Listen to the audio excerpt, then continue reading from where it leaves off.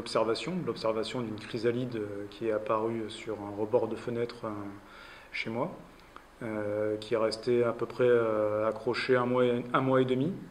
Donc pendant un mois et demi, passer l'observation, la curiosité, l'envie de prendre une photo pour garder un souvenir. Donc je l'ai photographié sous différents angles et avec deux objectifs différents, un objectif macro et un 50 fixe, mais sans arrière-pensée, sans idée précise de l'envie de faire une série ou une exposition. En fait, c'est venu progressivement.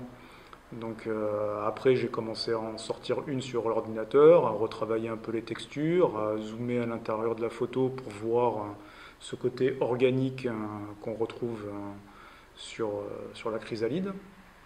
Et puis j'ai commencé à en faire une première, une deuxième, arriver à quatre traitements différents sur chaque photo.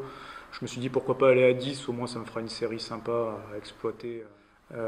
Puis je suis revenu à la chrysalide en tant que telle et je me suis questionné dessus et j'ai fait des recherches sur qu'est-ce qui se passait en fait au moment de cette phase entre la chenille et le papillon.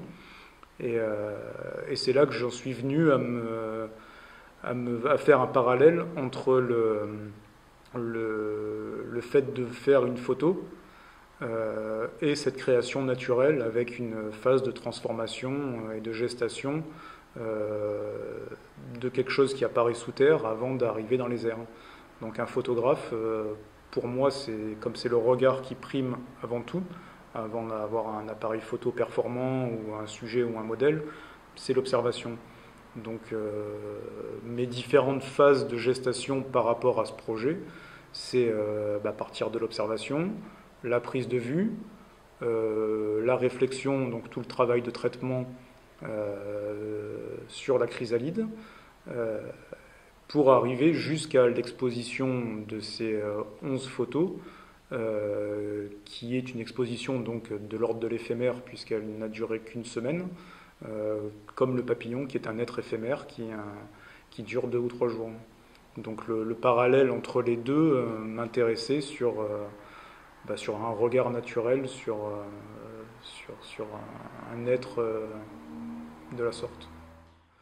Toute la gestation que la chenille a dans sa chrysalide, elle passe par différentes phases, donc de partir de photos un peu plus abstraites, un peu plus sombres, pour arriver à des photos plus claires qui encadrent la dernière photo du papillon, permettait d'une part de faire cette évolution d'être organique en gestation, et d'autre part, pour le visiteur de l'exposition, ça m'intéressait aussi d'avoir le visiteur qui ne savait pas en passant la porte ce qu'il allait voir.